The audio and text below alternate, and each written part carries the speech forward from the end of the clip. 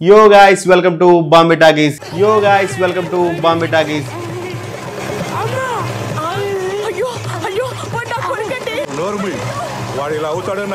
ఈ రోజు మనం డిస్కస్ చేయబోయే సినిమా కే ర్యాంప్.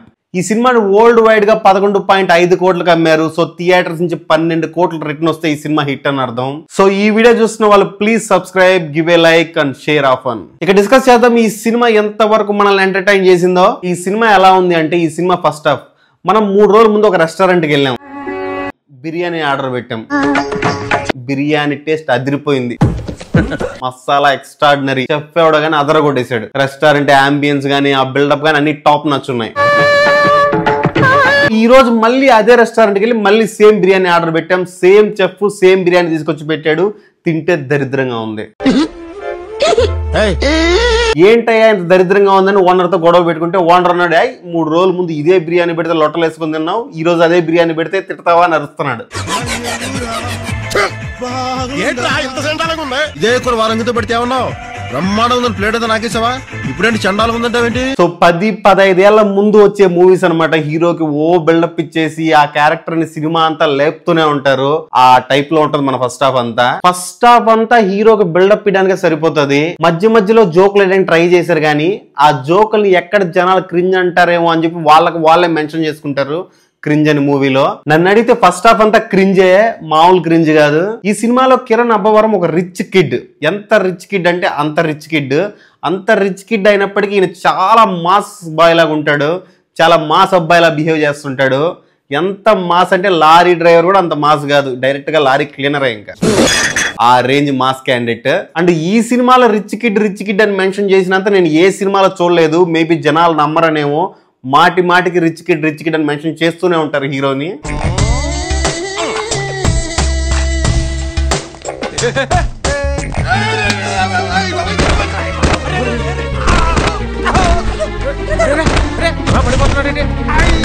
ఏమైంది? ఓ రేంజ్ లో దిగుదామనుకున్నాను బాబు. ఈ రేంజ్ లో పడ్డావు. ఓవర్ యాక్షన్ ఆపి నీ రేంజ్ లో ఉండు. ఫస్ట్ హాఫ్ అయితే చిరాకు వచ్చేస్తుంది. అక్కడక్కడ సింగిల్ స్క్రీన్ లో వర్కౌట్ అయ్యే జోక్లే ఉంటాయి, డబుల్ మీనింగ్ జోక్స్. అవి వర్కౌట్ అయ్యే వాళ్ళకి వర్కౌట్ అవుతాయి, కానీ వాళ్ళకి కావు. ఈ ఎంటైర్ ఫస్ట్ హాఫ్ లో ఏమైనా ఇంట్రెస్టింగ్ పాయింట్ ఉందా అంటే, ఇంటర్వెల్ టైమ్ లో హీరోయిన్ ఉండే ప్రాబ్లం తెలుస్తుంది. ఆ ప్రాబ్లం ఒకటి కొంచెం ఇంట్రెస్ట్ క్రియేట్ చేస్తుంది మూవీ మీద. ఇక సెకండ్ హాఫ్, ఈ సెకండ్ హాఫ్ ఎలా ఉంటది అంటే, మన ప్రదీప్ రంగనాథన్ మూవీస్ ఉంటాయిగా, ఎవరినో ఒకరిని లవ్ చేస్తాడు, ఆ లవ్ లో వచ్చే ప్రాబ్లమ్స్ వల్ల సతమతం అయిపోతుంటాడు, అల్లాడిపోతుంటాడు. అలాగే మన కిరణ్ అబ్బవరం కూడా అల్లాడిపోతూ ఉంటాడు. ఈ సెకండ్ హాఫ్ అంతా మన ప్రదీప్ రంగనాథన్ మూవీస్ ఏ ఫార్మెట్ లో ఉంటాయో ఆ ఫార్మెట్ లోనే ఉంటది. కానీ ఫస్ట్ హాఫ్ తో పోలిస్తే కొంచెం బెటర్ ఉంటది. సెకండ్ హాఫ్ లో మెల్లగా హీరోకి ఇచ్చే ఓవర్ బిల్డప్స్ తగ్గుతాయి, కంటెంట్ మీద ఫోకస్ పెరుగుతుంది, కొన్ని జోక్స్ బాగా వర్కౌట్ అవుతాయి. అండ్ కిరణ్ అబ్బవరం కూడా ఆ సఫరింగ్ హీరో క్యారెక్టర్ ని కొంచెం బాగా ప్లే చేయడానికి ట్రై చేశాడు. ఈ సెకండ్ హాఫ్ మూవీ రిజల్ట్ మీద అంత స్ట్రాంగ్ ఇంపాక్ట్ ఇవ్వకపోవచ్చు, కానీ ఓకే, ఇదైతే ఎక్కడ బోర్ అయితే ఎక్కువ కొట్టించదు, బట్ ఫైన్. ఈ సినిమా ఎలా ఉందంటే, డూడ్ కి ఆపోజిట్ ఏమో అనిపిస్తుంది. డూడ్ సినిమాలో ఫస్ట్ హాఫ్ బాగుంటది, సెకండ్ హాఫ్ డిసప్పాయింట్ చేస్తుంది. ఈ సినిమాలో ఫస్ట్ హాఫ్ డిసప్పాయింట్ చేస్తుంది, సెకండ్ హాఫ్ కొంచెం బెటర్ అనిపిస్తుంది. సో ఓవరాల్ గా ఈ రెండు మూవీస్ గానీ below average to average movies. So ఈ మూవీకి బాంబే టాకీస్ ఇస్తున్న రేటింగ్ 2.75 అవుట్ ఆఫ్ 5. ఈ మూవీలో ఉన్న డబుల్ మీనింగ్ జోక్స్ కనెక్ట్ అయ్యే ఆడియన్స్ కూడా ఉన్నారు. సో వాళ్ళకి ఈ సినిమా వర్కౌట్ అవుతుంది. సో ఇది ఈ రోజు మూవీ రివ్యూ. వచ్చే రివ్యూతో మళ్ళీ కలుసుకుందాం. Until then bye bye. Don't forget to subscribe.